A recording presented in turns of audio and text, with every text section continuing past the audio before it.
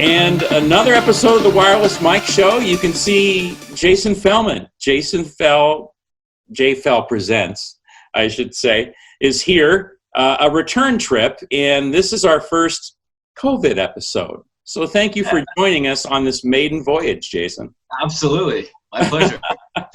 We're still getting it done here at All About Nutrition here, the Bobby Pilata studio. And you are cozied up in the J Fell manner, as you have been for a while. How have you been doing? What's the latest for you? Yeah, I mean, you know, it's what's the David Byrne line? Same as it ever was. Yeah. We are among those who take this, really seriously, and I mean, I'm in the live music business and the booking business and the festival business, and so those things are full stop. So on the one hand, I mean, that's horrible, right? For everybody involved, right? And certainly, it's hard to imagine a scenario where one's business, I have 3 companies and they're all at 0 revenue.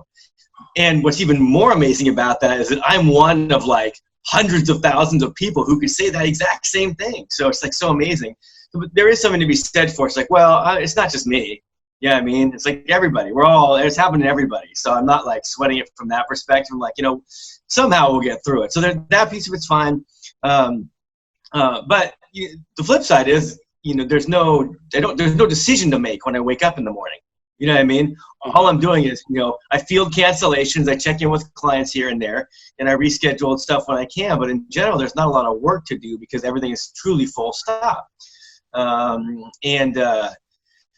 So I just try to use the time for things that I wish I could have done when I was super busy. So, clean out the house, hang out with my family more. I'm playing a lot of drums. I've probably played more drums in the last 6 weeks than I have in the last 6 years combined. Nice. Well, there was a couple videos you posted, which I'll get to later. It's been super fun. That's kind of where I started. So, I have long lamented, over the years that it was, the challenge of striking a balance between, wanting to run a successful business, but also have an identity as a musician and work on that as just an avocation and for better or for worse, I've the business path has dominated, and while I do play in all these different bands, it's in the Journey band I'm playing the same song, 20 songs or 25 songs I've been playing for 11 years, so it's not a lot of work to maintain that. And in our 80s band Radical Revolution, we don't add songs that so stuff like it's not that many changes. So anyway, yeah, I'm enjoying that part of it. And just kind of trying to do our part, stay zen about it. Have you been? I spent a lot of time sorting out fact from fiction too, because there's so much information going around on so many things that trying to use the time to research, maybe in ways that I haven't been able to in the past. It's been interesting. Yeah, there's 2 or 3 different worlds out there, Jason. The social media world, the world you're living in, and the world if you step outside the door. Yeah, totally. That's a really good way of putting it. Well, for me, Jason, I'm still working, so I have I guess what they deem essential. So I'm glad to hear that. That's great. So that's been good, but I'm a little bit jealous of some of the projects that you and some other people have been doing, though. I'll say that much. And you're still cooking. You're still cooking like a madman. Yeah. The biggest difference is this. So we don't go to the grocery store. It's crazy. My wife has not left our property in 7 weeks. For real. And I go out every day. I go on a walk, and obviously I stay. I do the human Pac-Man things. Stay away from everybody, and that's great. And the weather's been awesome for getting out, and I've gotten to do it every day, so that's killer. And then I'll go to Extracto, the coffee place, once every 3 weeks to get beans. Yeah. But other than that, we just don't go anywhere, and which is fine. I like where we live, and like I said, I got so many projects I've been adding up. But well, and you did an amazing job with your studio there, didn't you? You brought in a second drum kit, right? What was that project?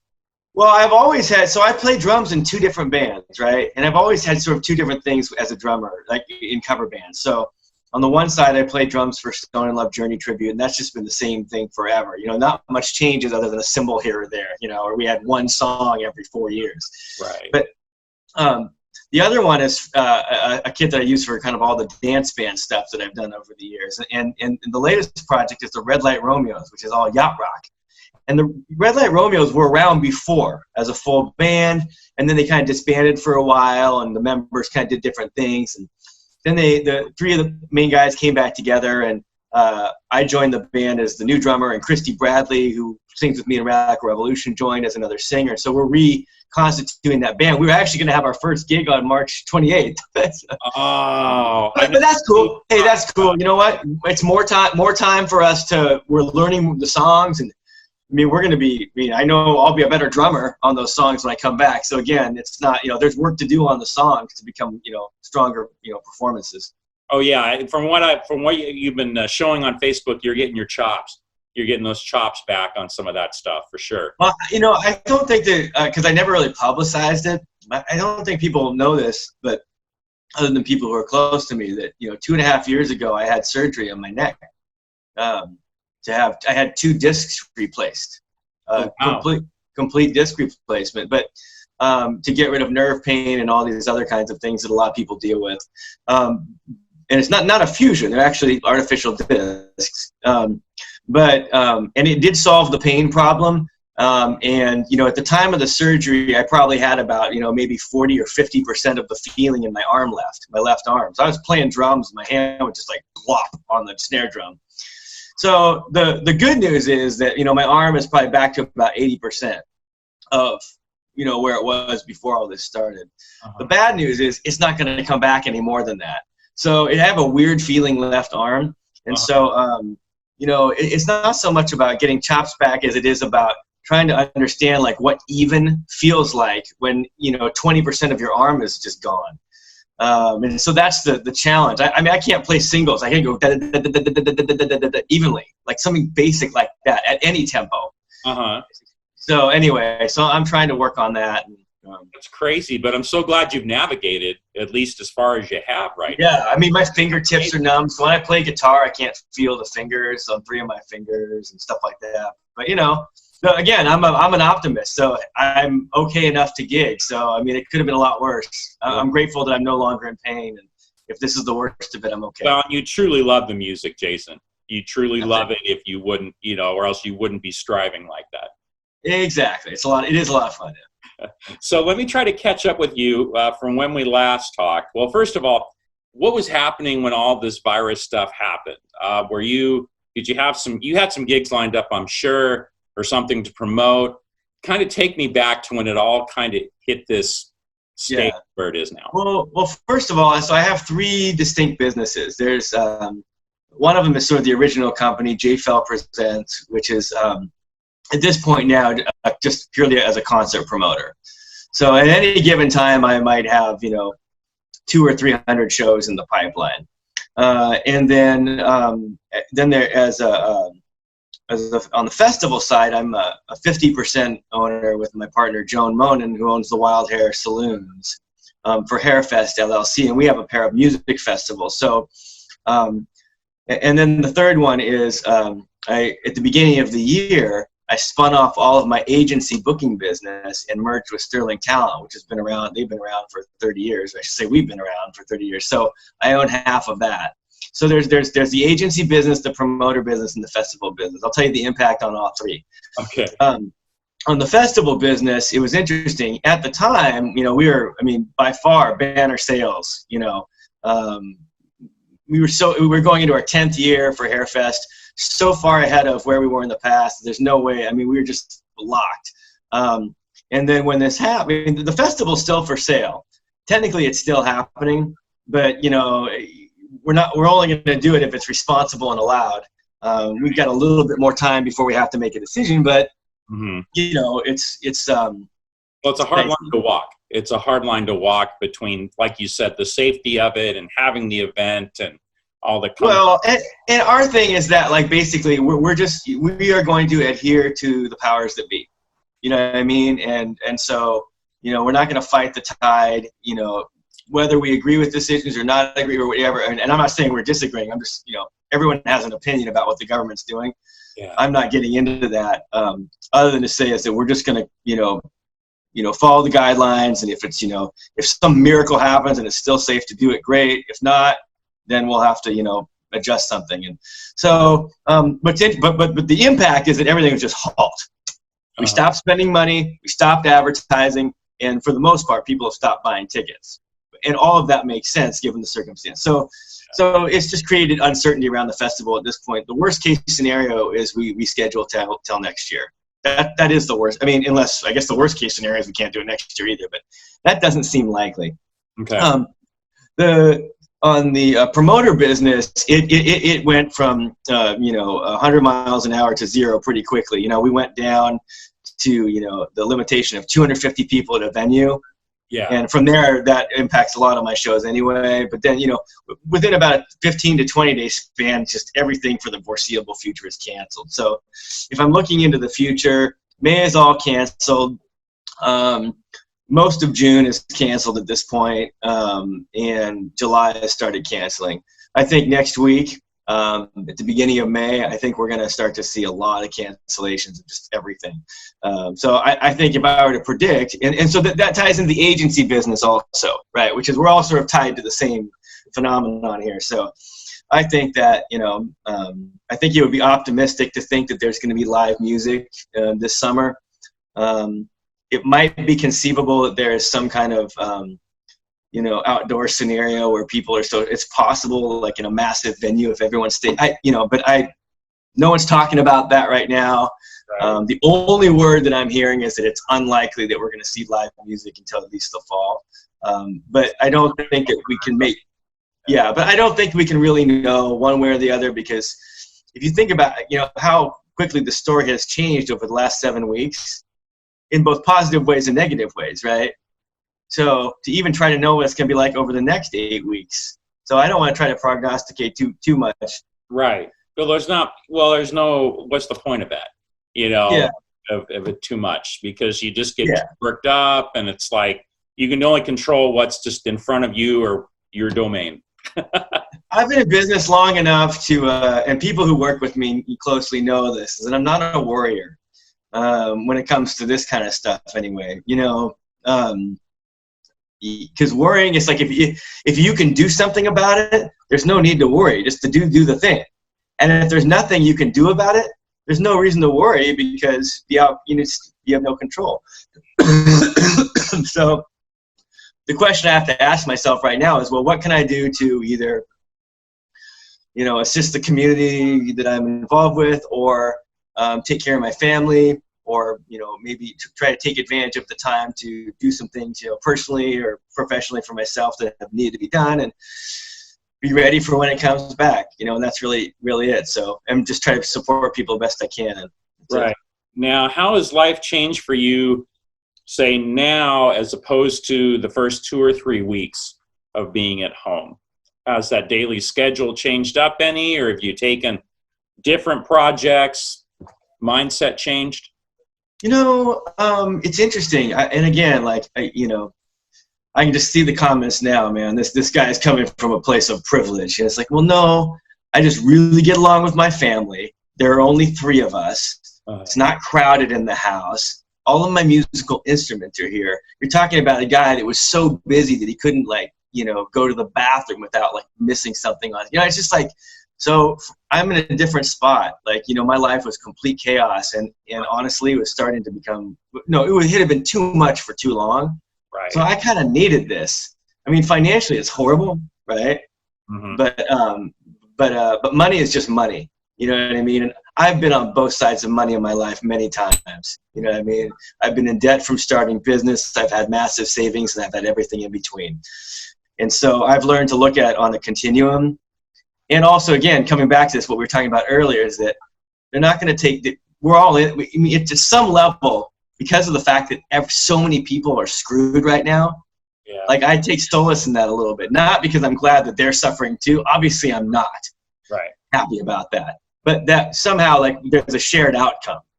At some point, any one of us whose livelihood is tied to gatherings of large numbers of people. Mm-hmm. Even if you're a wedding planner, right now we're following the same things. So that's true. That's you know, true. so it hasn't changed that much for me. The only major change is that I look at productivity differently. You know what I mean? Like, for the first time in my life, I don't feel compelled to fill my time with stuff to do. All the time, I'd always say, well, if I just get this done, then I'll finally have some free time. But that free time would never come because there would always be something else on the to-do list that needed to get done. You always kind of find something. Were you that person that find something to do too? Yeah, I haven't looked at my to-do list in like 5 weeks. Some days I go without checking my email. That would never happen. Right. You know, it's like, well, it doesn't matter if I get back to this person right away because guess what? Nothing is going to happen. They know nothing's going to happen. I know nothing's going to happen. So it sounds, I might as well go. Looking at this as like a reset. Yeah, I mean, yeah, it's the sabbatical I never thought I was going to have. The only thing about it that sucks is the circumstances that led to it. That's all. You know what I mean? Again, I don't want to paint a picture like, hey, I love this. This is great. It's like, no, I love the parts I love. Right. That's the big difference. Uh-huh. Yeah, that's the truth. So coming back to like, there's a couple things between when we talked last time and pre-virus. And you already touched on a couple of those things, but you were talking about the Spanish ballroom in Tacoma. That was just coming up and getting going underway when we were talking last. And it sounds like that was going gangbusters before this. Oh, man. Yeah, this is one of those. And again, it's interesting because you'll hear a lot of people with this exact same story in a lot of different industries right now. But it's like, oh, man, it was like finally got to where we wanted it. Right. You know what I mean? Like we'd finally got to where our shows were consistently at capacity, sold a couple out. You know what I mean? It's like, because it takes time to build it up. It's a great partnership with the venue. You know, we're working directly with their marketing people to come up with new ideas. And Bozic on my end has been tinkering with the Facebook campaigns and Cheryl and the street team. So it was all dialed in. And like the shows that we've postponed so far, a couple of them are almost sold out. They're just waiting to happen. You know what I mean? So it's like, darn it. So, but it was really cool to see that McMinimans is now, you know, from going from full stop to being able to offer food to go. I mean, at least it's a step in the right direction towards getting revenue back into that company. Yeah, just getting something because they laid off, hundreds and hundreds. Yeah, I mean, and anytime there's revenue flowing in, there's jobs being created in that company. You know what I mean? So that's good. Yeah, that is very good. So you got the I-5 corridor all the way to Canada like you envisioned. Yeah, and my partner Murray McVeigh up in Canada has been cultivating we have a program with Bake's Place up in Bellevue, and you know, I think we're in that for like, you know, I think 40 shows a year now there. Like we, you know, pretty much all the weekends except for like 12 of them we're booking, and you know, that program is going extremely well also. And of course, everything at Billy Blues, you know, our stalwart places, and the Aladdin tribute series. And speaking of the Aladdin, back in January, I was going to go to the Aerosmith Guns N' Roses show. Sold out. Oh, Def Leppard. Yeah, Def Leppard. Def Leppard. Yeah. Def Leppard Guns, right? Yeah. It was killer show. I couldn't believe it. I was just like, really? It was like an hour and a half before showtime, too. Yeah. Like, I almost dialed you up. I will next time. Oh, you should have. Yeah, I should have. Get me in. So I was just like, I want to give you big props for that, too. That's fantastic. Thanks, yeah, the Aladdin series, that you had that going strong, too, now. Yeah, so I mean, in general, it was just a really good. It was sort of the year of fruition for everything that, you know, kind of been working on. And everything was the booking was Sterling Talent. We were way ahead of our forecast, and you know, lots of great partnerships. You know, we do most of the major summer concert series around the region, and we had all of those booked, and plus the one in Seabrook, and we're just all over the region. So it's just, and those most of those haven't canceled, but again, you know, how do we get from where we are today to 3,000 people crammed into a park in Oregon City? I don't know if we get there or not. Right. Well, because you had a full calendar for Stone and Love, you had some travel going on. Didn't you do a little bit of traveling with them before all this hit? Well, we always do a little bit. I mean, Stone Love's a seasonal band, so, you know, we always travel. You know, we do, you know, somewhere between 3 and 10 travel dates. I mean, actually, we don't play in Portland metro area very often because there aren't that many gigs to support it. But yeah, I mean, you know, like every band, you know, all the gigs went away, and that's unfortunate. Oh man, wasn't just us. one just does. Well, there was some I wanted to touch on here. It was when you were going through all your stuff, at the house there. You're going through stuff, and you took a little picture. It was a copy of a business plan. If you remember this, when you were with Stone and Love, yeah, you took it down to the basics. I mean, it was like, even how many people do we need to help set up this show? How many people do we need? That was fantastic. I was like, you took that down to the nth degree. And that was just when Stone and Love was getting started? Yeah. It's another one of those things. Like there's always a little more to it, right? So, God, there's a lot of different ways we could go with this. But yeah, first of all, I guess at the highest level is to, first of all, for people who don't know, Stone and Love is, we're not like the best tribute band around. In Oregon, I don't like to make those kinds of comparisons, but we are the most popular, and that's a quality. That's something we can, and part of that is simply because we chose to cover Journey. Part of it was our timing. Part of it was because we did a good job with it. Part of it, a lot of it is because we have a killer lead singer. As a but he's always recognized as the Journey. But I think that those things can also be said of a lot of bands. I think what made it different is that we really did take a bit, as with all my bands. The bands that I'm in are typically the highest paid bands in the booking sphere, but they're that I'm dealing with. But it's not because I'm the one booking them. It's because of what they're bringing to the table or how we're managing. And what I mean that is like, maybe, for example, a band like Radical Revolution might get paid a lot of money, but it's because we don't play all that much. Same with Stone and Love. So part of it isn't just even the band. Part of it's just simply managing supply and demand by being in multiple bands and not having each one play as much, right? If you think about that, if you have 3 bands, you can be a lot more discerning about the gigs you take, money-wise, because you have 3 different opportunities to fill that date. Plus, you get more demand for each band because none of them are overplaying it too much. So anyway, I digress. So the bottom line was that I'm an entrepreneur with a entrepreneurial business background, and so the principle is just to apply a lot of the same business practices. And so we had everything from, like, for example, that's the thing. I have the guy you don't see out here talking is my buddy Davin. Davin's the guitar player in Stone and Love and Radical Revolution, and he's a pretty polarizing figure because he's so direct, and because he's really opinionated, and but I will tell you that the guy is like a certifiable genius, and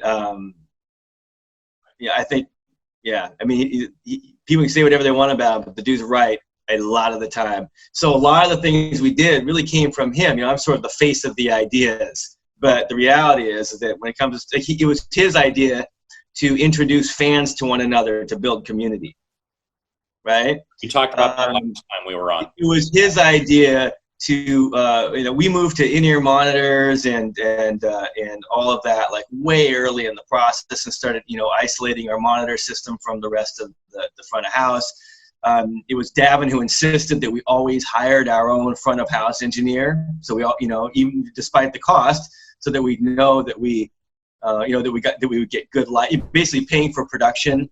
It was Davin who came up with our, the advertising principles of how we approach photos. I mean, just the list goes on. And right. So, and you just kind of took some of his comments or ideas and got them all out on it. He and I have worked together we're best friends, but we also, he and I were also partners with 2 other good friends in our last business in Austin for 10 years. And so, I've learned to trust his ideas, but it also too, like there's always just an implicit understanding, which is Davin doesn't want to be a public guy. Uh-huh. You know what I mean? Versus I'm like blah blah blah blah blah blah blah guy. So he's fine to, he was always fine to kind of, Your cards say blah blah blah blah blah guy. Yeah. So anyway, but the bottom line with all of this is that there really was a purposeful business approach, and it wasn't so much about like checking things off the list as it was just making sure we were thinking it through. Business plans are always wrong. That's not. But the goal of a business plan is not to be right. The goal of the business plan is to make sure you've thought through all the decisions that you have to make, so that you can make the best possible decisions on the table. Now, is this something where some bands come into the JFL, under the JFL umbrella? Is this things you kind of ask them about too when you're talking to them, getting to know them, or? Fall under that too? Well, I mean, there's always a conversation about where they are, but I think a lot of it, just it generally is a philosophical conversation. You know what I mean? And for me, the most important thing is just having an alignment of goals, in understanding of what the relationship is. For example, if someone came to me with the expectation that I was going to fill their calendar, like that's not what I do. I'm not a calendar filler. I am a client-facing entity first, which is that we as a booking agency we start with the needs of our clients, and then we look for the best possible band to fill it. You know what I mean? Mm-hmm. So it's sort of implied, or I guess it's explicit, that bands that have their act together and have good business practices or whatever are going to get more bookings than bands that don't. Over time, though, I'm a lot less stringent about what a band does or doesn't. I've just had to let go because there's just too many bands and too much stuff. Sure. Okay. Yeah, I just found it very interesting, and it was just kind of a window into what you were thinking back in the day. Well, this is how what's interesting is how it's changed. So this is how it goes now. I said, hey, Jason, how come we aren't getting any gigs? And then I'm like, well, hey, let's take a look at what I've got to work with here. You know what I mean? And we go and we look at the media folder, and let's say, well, no high-res photos, no video, no, it's just like the list of, no, last social media post was 3 months. I mean, it's like, it's the old Jerry Maguire, help me, help you. But it's like, Exactly. And you didn't there is no magic formula for making rain. The really good bands with the really good materials are the ones who are getting the really good gigs. Right. Just the resources or managing what you have. Definitely. Yeah. There's no band that is the right band, that is doing everything right, that is not getting gigs. Well, now no one's getting gigs, but you know what I mean. Pre-corona, yes. Got to wrap up here pretty soon, but quick question here for you. So how do you think live music will fare once shows get back on the docket? Do you think audiences will be like tentative at first, going to a smaller place, or how do you think that's going to work? Do you think the venues are going to have to kind of work at it to get people back in? How do you think that all goes? I think it's in a word, no. I don't think it'll be a problem. I think that I think if for nothing else, if there is a segment of the population who would fill a venue now that they think all this is BS, and I don't agree with that, but I'm just saying, pragmatically speaking, if a venue opened up, and it would be full. So I'm not saying that's right or wrong. I'm just saying that's probably what would happen. I think that the real answer to the question is it depends on in what way they're allowed to reopen. You know what I mean? Right. For example, if a venue in the name of adhering to the guidelines has to create an experience that is no good, it isn't compelling, then it's going to continue. People aren't going to want to pay money for it. So I think but I think that as I understand it, as it stands right now, the expectation is that openings are going to basically be the opposite of closings. So it'll be more a matter of, okay, let's go ahead and see how it works with gatherings of 10 people, and then gatherings of 50, and then 250. You know what I mean? So I think like a place like Billy Blues or Gemini or some of the smaller venues. And maybe I'm just being optimistic and hopeful, but I think those will be among the first to open. I think that the larger venues with the bigger crowds are going to probably be among the later to open, if they follow this sort of idea that we relax things in reverse order. That's just my understanding of it. I'm not the expert here, but that's what my understanding of it. Well, and that would seem to make sense, Jason. I know when this first hit in middle of March, I was supposed to go to a show in Seattle at a club, and they pulled the plug the day of the show. So the night before, it was like, we're going to cut it down to the first 250 people type of thing. And then drove over. No, not having it. So that would make sense then that they would kind of just ease it back up, the opposite of how they close things. Yeah.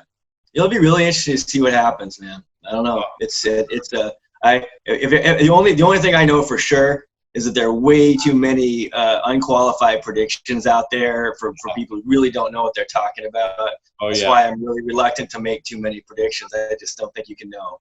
Yeah, and that's very true. And it's always amazing when you go onto social media, there's always a lot of experts. Yeah, well, what's funny thing is that I realize that everybody agrees on one thing. They agree that the person they disagree with is wrong. You know what I mean? Like, that's the whole funny thing about it. It's like it's so weird. If you look at an argument from both sides, they look exactly the same. You can just replace like Trump with Pelosi or whatever. It's just like the same fucking argument. What's really weird is I can't believe how many just blatantly false things get shared.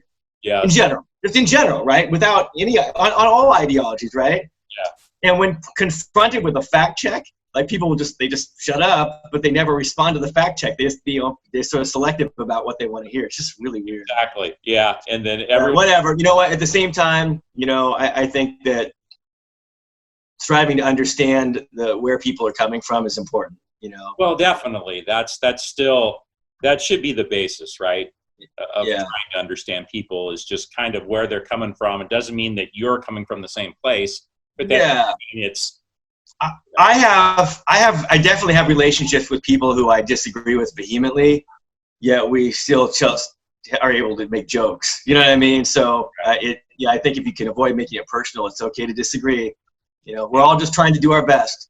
See, and music, that's still the one thing that brings people together, Jason. Yeah. For sure. I worry about it. I do worry about it because it is, you know, the art in general. It's an artless society has got problems. So it's, you know. Well, that's true. I mean, you talk about with no more concerts to go to or no more sporting events. It gets a little different. So. Yeah, I mean, people have been being together since the beginning of time. So again, I'm not recommending that we rush into this. I'm just acknowledging that this is not being together is really a problem now. Yeah. Okay. Well, thank you so much, Jason. We will be talking soon. Okay, buddy? All right. Take care, brother.